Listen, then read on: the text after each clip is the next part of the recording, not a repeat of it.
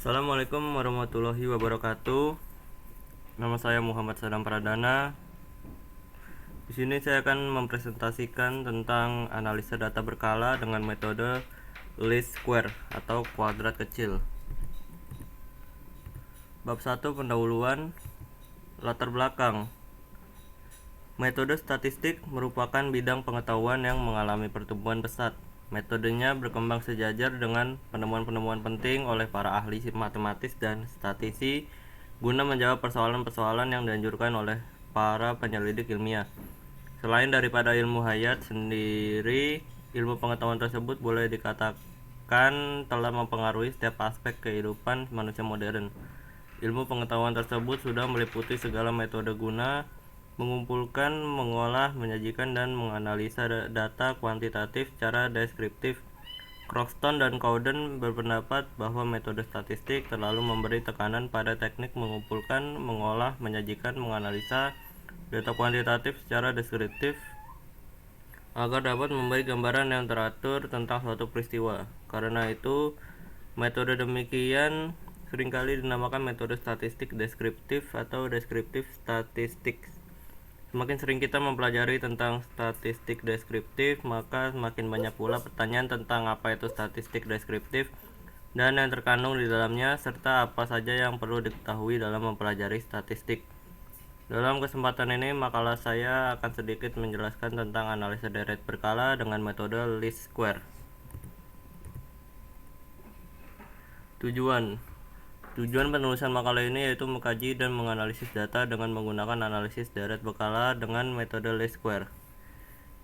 1. Pengertian deret berkala. 2. Komponen deret berkala. 3. Metode least square. Metode penulisan ini menggunakan metode berdasarkan modul dan slide kuliah dan juga dari internet. Bab 2 pembahasan. Pengertian analisis deret berkala. Data yang dikumpulkan dari waktu ke waktu untuk menggambarkan perkembangan suatu kegiatan atau perkembangan produksi, harga, hasil konsumsi kalori, jumlah penduduk, jumlah kecelakaan, jumlah kejahatan, jumlah unit, dan lain-lain. Serangkaian nilai-nilai variabel yang disusun berdasarkan waktu. Serangkaian data yang terdiri dari variabel YI yang merupakan serangkaian hasil observasi dan fungsi dari variabel XI yang merupakan variabel waktu yang bergerak secara seragam dan ke arah yang sama dari waktu yang lampau ke waktu yang mendatang. Data berkala atau runtut waktu adalah serangkaian pengamatan terhadap peristiwa, kejadian atau variabel yang diambil dari waktu ke waktu, dicatat secara teliti menurut urut-urutan waktu terjadinya, kemudian disusun sebagai data statistik. Dari suatu runtut waktu akan dapat diketahui pola perkembangan suatu peristiwa, kejadian atau variabel. Jika perkembangan suatu peristiwa mengikuti suatu pola yang teratur, maka berdasarkan pola perkembangan tersebut akan dapat diramalkan peristiwa yang bakal terjadi di masa yang akan datang. Jika nilai variabel atau besarnya gejala atau peristiwa dalam runtut waktu atau serangkaian waktu diberi simbol Y1, Y2 hingga Y ke N, dan waktu-waktu pencatatan nilai variabel atau peristiwa diberi simbol X1, X2 hingga X ke N, maka runtut waktu dari nilai variabel Y dapat ditunjukkan oleh persamaan Y sama dengan Fx, yaitu besarnya nilai variabel Y tergantung pada waktu terjadinya peristiwa itu. Komponen deret berkala. Pola gerakan runtut waktu atau deret berkala dapat dikelompokkan ke dalam 4 pola pokok. Pola ini biasanya disebut sebagai komponen dari deret berkala atau runtut waktu. 4 komponen deret berkala itu adalah: 1. Tren, yaitu gerakan yang berjangka panjang, lamban seolah-olah alun ombak, dan berkecenderungan menuju ke satu arah menaik atau menurun.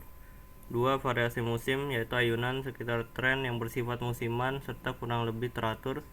3. Variasi siklus, yaitu ayunan tren yang berjangka lebih panjang dan agak lebih teratur. 4. Variasi yang tidak lengkap atau irregular, yaitu gerakan yang tidak teratur sama sekali. Gerakan atau variasi dari data berkala juga terdiri dari 4 komponen, yaitu: A. Gerakan atau variasi tren jangka panjang atau long term movement or secular trend. B. Gerakan atau variasi siklus atau cyclical movements or variation.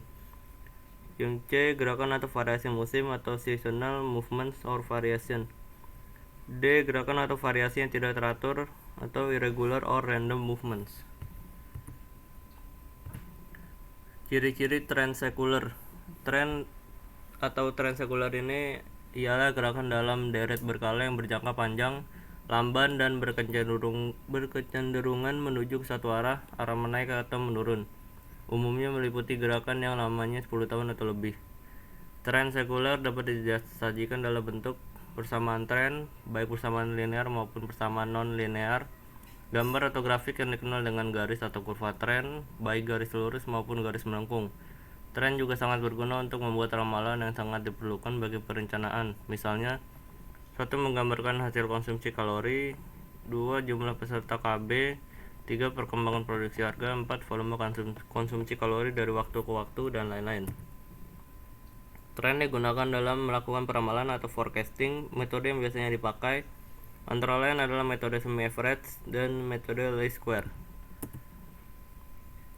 Metode least square atau kuadrat kecil. Metode ini paling sering digunakan untuk meramalkan Y karena perhitungannya lebih teliti. Persamaan garis tren yang akan dicari ialah Y sama dengan A0 ditambah BX, A sama dengan sigma Y per N, B sama dengan sigma XY per sigma X kuadrat, dengan Y adalah data berkala atau time series atau taksiran nilai tren, A0 nilai tren pada tahun dasar, B rata-rata pertumbuhan nilai tren setiap tahun, X variabel waktu, bisa hari, minggu, bulan, atau tahun. Untuk melakukan penghitungan maka diperlukan nilai tertentu pada variabel waktu X, sehingga jumlah nilai variabel waktu adalah 0 atau sigma X sama dengan 0. Untuk N ganjil maka jarak antara dua waktu diberi nilai satu satuan. Di atas 0 diberi tanda negatif, di bawahnya diberi tanda positif. Untuk N genap maka jarak antara dua waktu diberi nilai 2 satuan. Di atas diberi tanda negatif, di bawahnya diberi tanda positif. Contoh kasus. Contoh 1, menggunakan jumlah data ganjil. Data konsumsi kalori per kapita tahun 2009 hingga 2019. Pada tahun 2009 rata-rata konsumsi kalori mencapai 1927, lalu tahun 2010 mencapai 1925, tahun 2011 1952, tahun 2012 1852, 2013 1842, 2014 1859, 2015 1992, 2016 2037, 2017 2152, 2018 2147, dan 2019 2120. Analisis menggunakan metode least square. Untuk N ganjil maka N sama dengan 2K plus 1 XK plus 1 sama dengan 0. Jarak antara dua waktu diberi nilai satu satuan. Di atas 0 diberi tanda negatif, di bawahnya diberi tanda positif. Di sini pada tahun 2009 memiliki konsumsi kalori per kapita sebesar 1927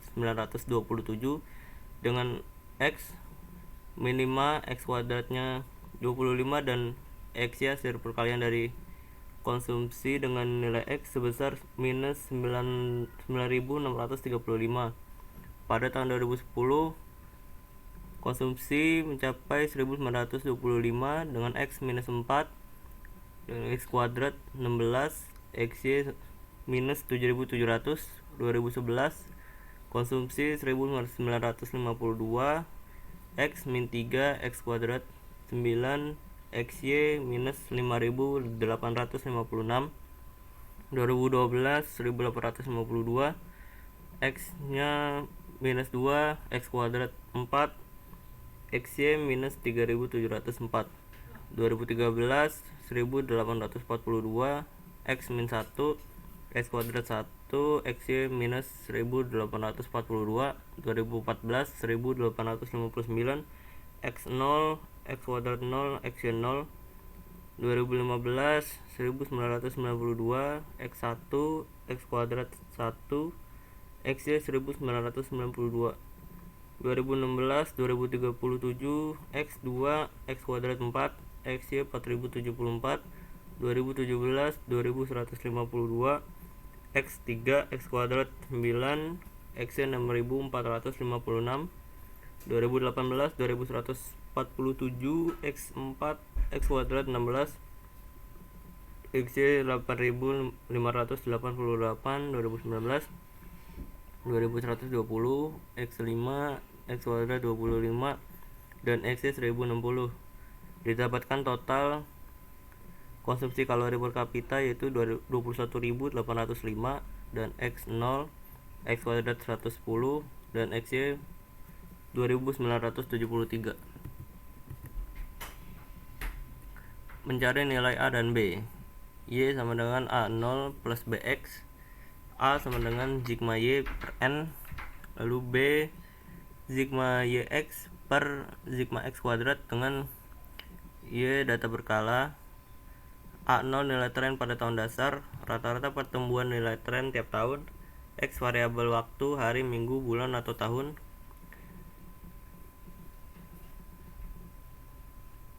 A sama dengan 21.805 per 11 didapatkan 1982,3. Lalu B nya 2973 per 110 didapatkan 27. Y sama dengan A0 plus BX 1982 ditambah 3, 1982,3 ditambah 27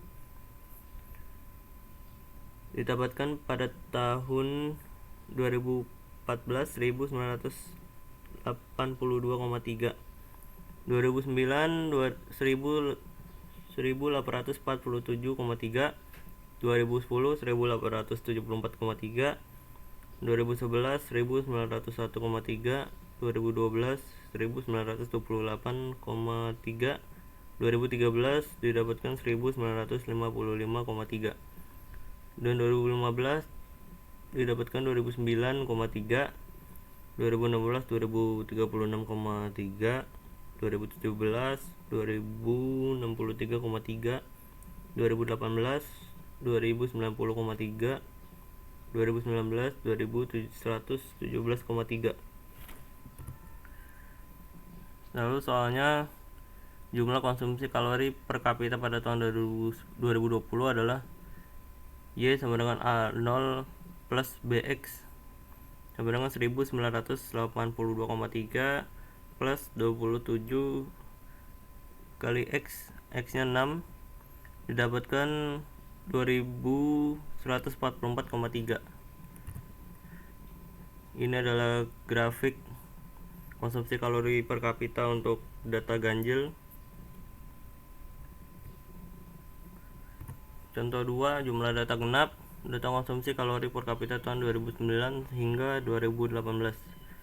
Tahun 2009 rata-rata konsumsi 1927, 2010 1925, 2011 1952, 2012 1852, 2013 1842, 2014 1859, 2015 1992, 2016 2037, 2017 2152, 2018 2147.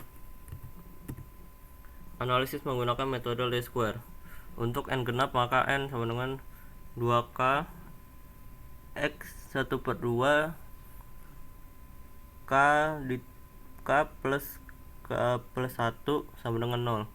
Jarak antara dua waktu diberi nilai 2 satuan. Di atas 0 diberi tanda negatif, di bawahnya diberi tanda positif.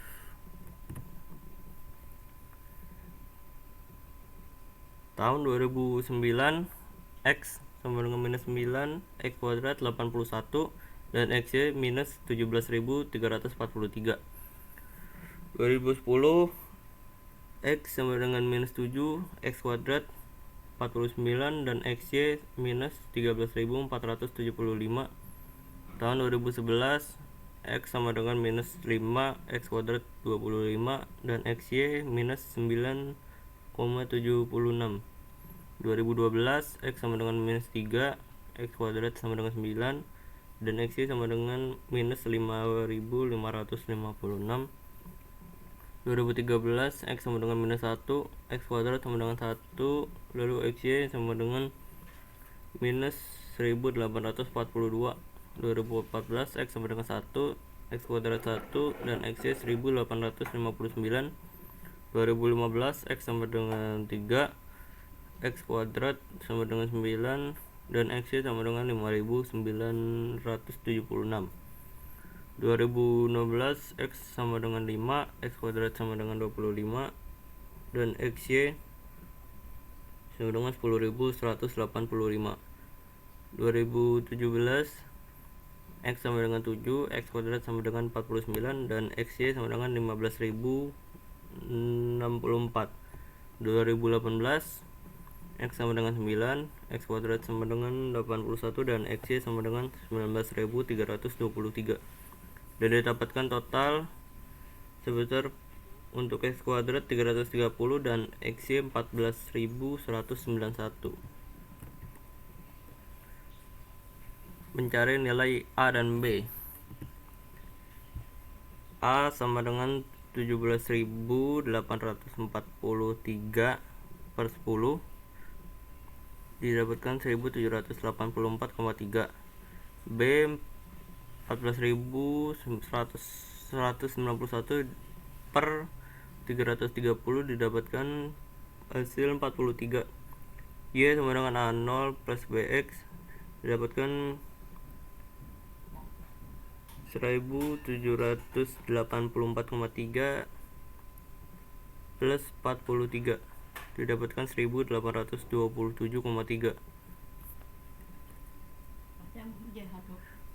Maka di sini didapatkan tahun 2009 Y sama dengan 1612,3, 2010 1655,3, 2011 sama dengan 1698,3, 2012 sama dengan 1741,3, 2013 sama dengan 1784,3, 2014 sama dengan 1827,3, 2015 sama dengan 1870,3, 2016 sama dengan 1913,3, dan 2017 didapatkan 1956,3, 2018 sama dengan 1999,3, 2019 2042,3,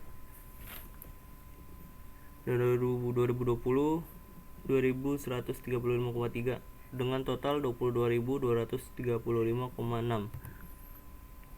Soal untuk data genap, jumlah konsumsi kalori per kapita pada tahun 2020 adalah Y sama dengan A0 plus BX 1784,3 ditambah 27 dikali 13 sama dengan 1784,3 plus 351 didapatkan hasil 2135,3.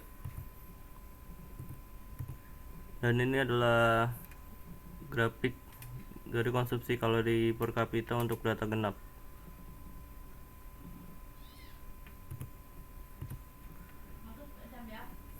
Kesimpulan, peramalan yang diberikan oleh metode least square dalam data berkala cukup baik. Itu menunjukkan bahwa metode least square merupakan metode yang lebih teliti sehingga sering digunakan untuk menghitung data berkala. Selain itu, metode least square juga dapat digunakan tidak hanya untuk meramalkan konsumsi kalori saja, tetapi berbagai macam peramalan lainnya. Contohnya saja perkembangan produksi dan lain-lain. Ramalan konsumsi kalori hanya perkiraan atas konsumsi kalori di masa yang akan datang. Jarang sekali konsumsi kalori akan sama dengan ramalan konsumsi kalori. Oleh karena itu akan terjadi penyimpangan atau perbedaan antara konsumsi kalori dengan ramalan konsumsi kalori, baik jumlah konsumsi kalori di atas atau melebihi jumlah ramalan, maupun jumlah konsumsi kalori di bawah atau kurang dari jumlah ramalan. Bila dibandingkan data ganjil dan data genap, angka di masing-masing data ganjil dan data genap tidak menentu. Bisa data ganjil angka di atas atau melebihi daripada angka data genap, atau sebaliknya data ganjil angkanya di bawah atau kurang daripada angka data genap. Dan juga bisa angka data ganjil dan data genap angkanya sama.